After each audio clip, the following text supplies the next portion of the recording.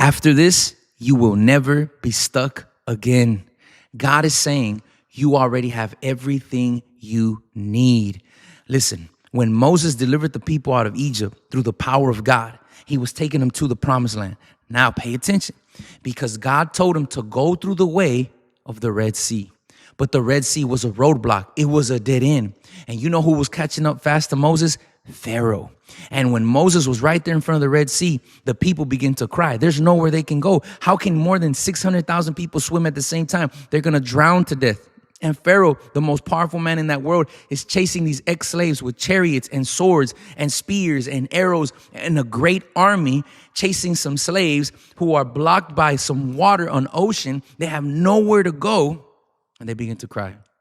And they begin to weep. Listen, you've been crying. You've been weeping. You've been asking God for help. You've been praying and you've been seeking the power of the Lord in your life. And God has a word for you. And his word is you already have everything you need. Pay attention. Pay attention. Exodus 14, 10 through 16. When Pharaoh drew near, the people of Israel lifted up their eyes. And behold, the Egyptians were marching after them. And they feared greatly. And the people of Israel cried out to the Lord, Lord, help us, Lord. There's nowhere to go, God. There's nowhere to go, God. The Pharaoh is coming up. We got a dead end here. Some of them didn't even know how to swim. They were ex-slaves. I don't think they went out recreationally and learned how to swim on the weekend. They were slaves. They never had time to learn how to swim. And they're crying and they're scared. Pharaoh's coming. He's going to end us. Listen, they said to Moses, is it because there are no graves in Egypt that you have taken us away to die in the wilderness?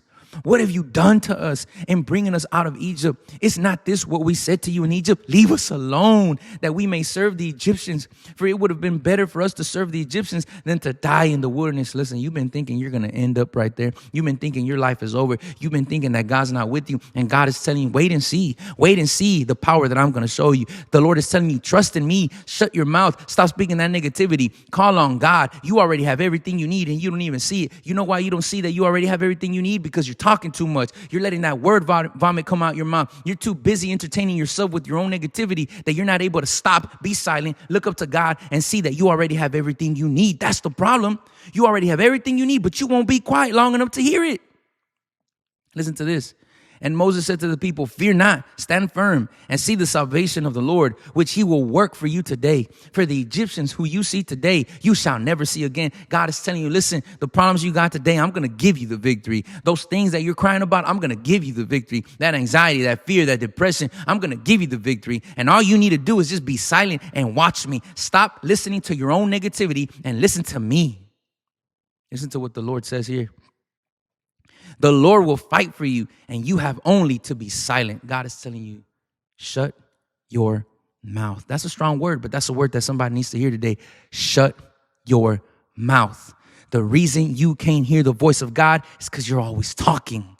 The reason you can't receive God's blessing is because you're always talking. The reason you can't receive what God has is because you won't let go of your fear and your negativity and your doubt and your discouragement. Let that junk go. Let that trash go and receive what God has for you. Moses tells the people, just be silent. Be silent. Listen to this. The Lord said to Moses started crying too. Verse 15. This is where the inspiration comes from. You already have everything you need. Verse 15. The Lord said to Moses, why do you cry to me? No, Moses, why are you crying? Moses, why are you crying? With the Red Sea, God, where Pharaoh's coming, God, we're going to be destroyed, God. Lord, you should have just left us in Egypt, God. God says, Moses, why in the world are you crying? Listen to what he tells Moses. Why do you cry to me? Tell the people of Israel to go forward. The Red Sea's there, God. The Red Sea's there, God. Why are you crying, man? Tell the people to walk. What do you mean there's water there, God? How am I going to walk in water? What do you mean? Tell the people to walk. Listen to this. You tell the people to walk and you do this, Moses. Lift up your staff. Stretch out your hand over the sea and divide it, that the people of Israel may go through the sea on dry ground. I can't even. God said, you're talking too much, you're complaining, and you don't even see that in your hand, you have everything you need. What did Moses have in his hand? The staff.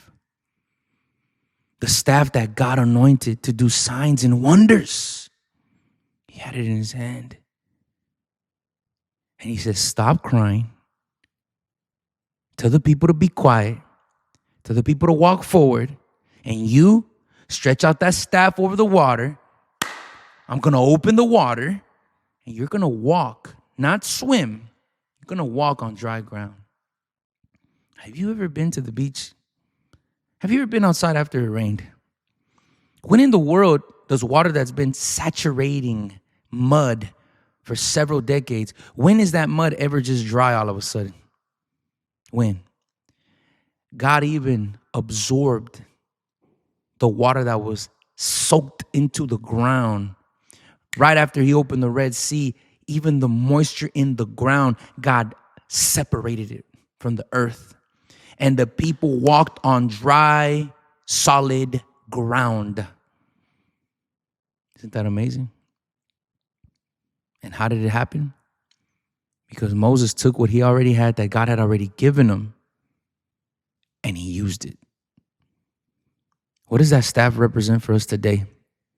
It represents our faith and salvation through Jesus, the Son of God.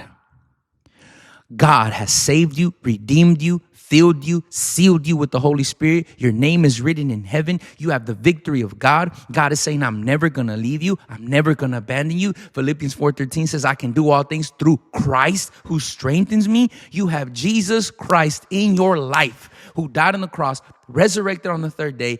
You have what he did for you. You already have everything you need. Walk forward. The sea is trying to stop you, but walk forward. Now listen, I remember when I was growing up, my mother and my family, we were struggling financially. And you know what my mom did one day? She grabbed some t-shirts. She bought some t-shirts. And she made tie-dye t-shirts. We needed to pay some bills. She made tie-dye t-shirts. And she went to go sell them in the street. Oh, that's never going to work. Tie-dye t-shirts. Who wants tie-dye t-shirts? My mom didn't let the sea stop her. She needed to pay the light bill. She needed to pay the water bill. She made tie-dye t-shirts. And God sold them. God blessed the work of my mom's hands. One day, my mom needed money to pay the bills again. And you know what she did? She made tacos in our house. And in front of our house, there were some apartments. And there was young people that always stayed up real late. They stayed up real late in those apartment complexes. My mom made some tacos and she told those young men, she said, look, I made some tacos in my house. If you get hungry anytime in the middle of the night, just come knock on my door and ask me for some tacos. I made a bunch of them and I'm going to keep them in the oven warm. Guess what? The guys came knocking at her door 2 in the morning, 3 in the morning, 1 in the morning. And my mom would wake up, serve them the tacos. She would make $80 that night. Back in the early 90s, $80 was a good amount. Back in the early 90s, $80 was right now probably like closer to $300. And my mom used that money to pay the bill. As I was being inspired for this video, God reminded me of those situations. How my mom showed me how to have faith. How no sea ever stopped her. She already had what she needed. She knew how to make tacos. She used that for God to bless her life. She knew how to make tie-dye shirts. She used that to bless her life. One day, some family members, pay attention.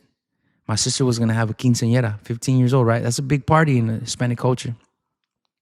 And some family members said that they were going to give my mom some money as some sponsors. They backed out the last minute. My mom was discouraged. And you know what the people said? They said, look, I got some soccer balls in the trunk because one of their sons played soccer. Look, I got some soccer balls in the trunk. If you want, you can have them and you can go sell them if you want. You know what mom did? She didn't let the discouragement, the sadness, the fear stop her. She grabbed those soccer balls and she went out to go sell them. And God blessed her. What she needed, God blessed her. I want to tell you, you already have everything you need.